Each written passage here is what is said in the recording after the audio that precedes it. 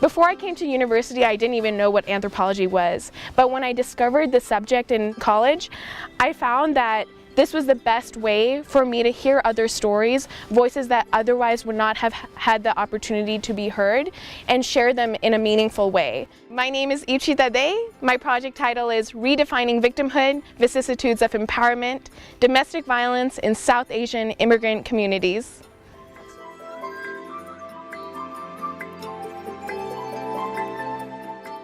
I worked with women in a domestic violence refuge, and they told me several stories of their childhood, where they grew up, about their family.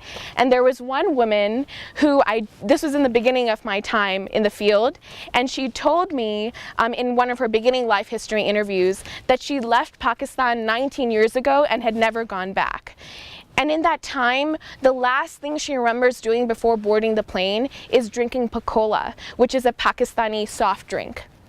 In those 19 years, she hadn't had a sip of Piccola, and she told me that if she could only have Piccola, it would remind her of home and bring her back to her roots.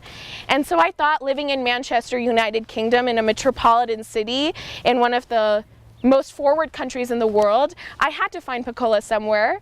Thankfully, I lived down the street from a Pakistani grocery store. I found a can of Piccola, and the next day I brought it into the refuge.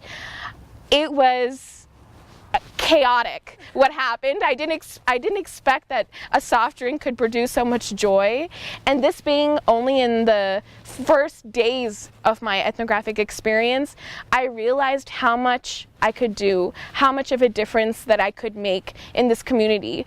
For me, the intimacy of the ethnographic methodology allowed me to truly understand the vulnerability and marginality of the position of the women that I was working with.